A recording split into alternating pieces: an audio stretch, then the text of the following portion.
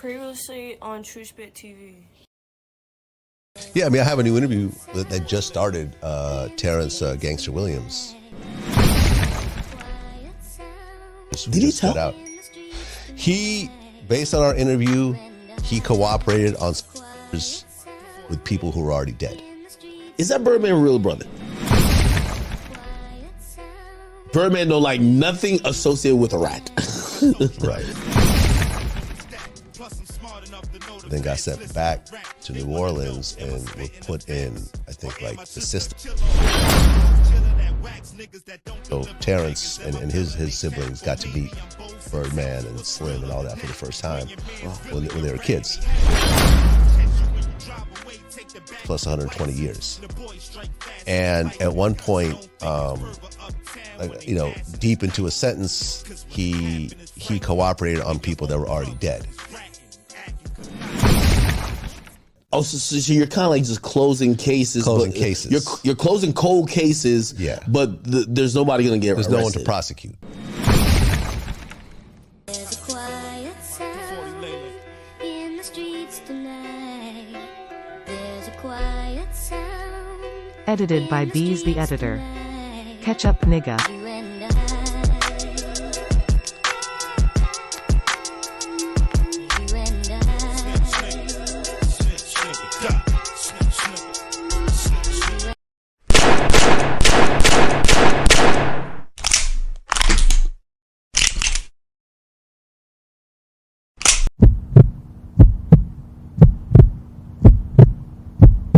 Snitch nigga die. Everybody say, CPR. Everybody else look old and raggedy and decrepit and different. Like they get ready to die. They say, you still look the same like you did when you were 16 years old.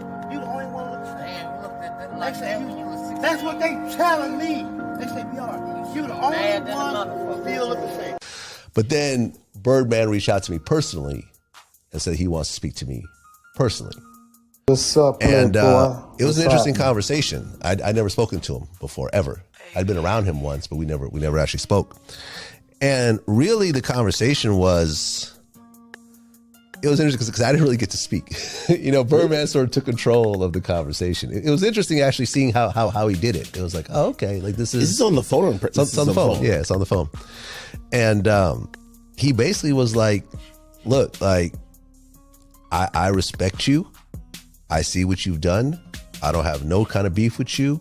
I admire what you've put together, and we could potentially do some business in the future, but we got to sit, you know, we going to sit down together and actually talk about that.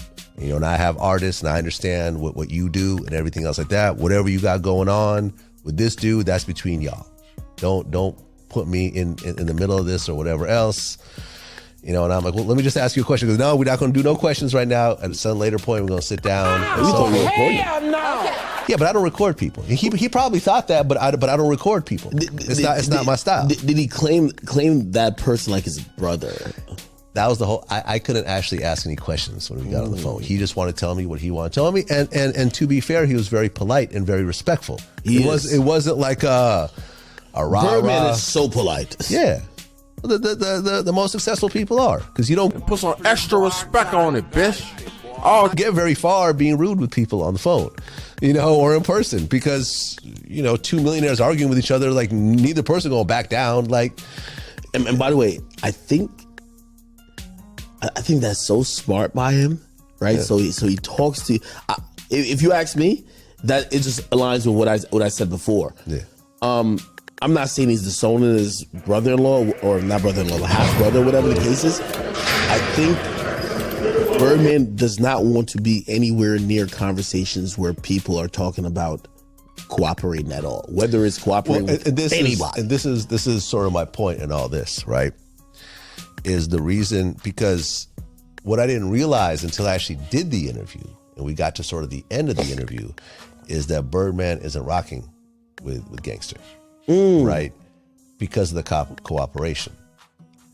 And Birdman's stance is, we all sat at this table together and we all made the rules. You were one of the people that made these rules when we all sat down and made them. And now you want to break the rules. So I can't rock with that. That's respectable, though. And it's not like, you know, it puts you in a weird position because and let me just say this.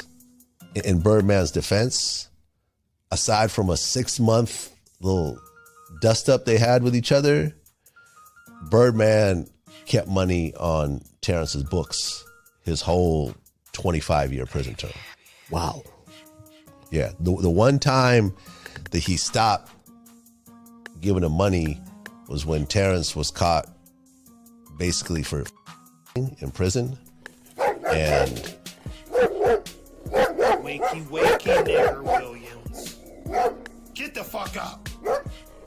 You know, Birdman's thing was like, we're giving you money for you doing all this extra shit when we're actually keeping you okay.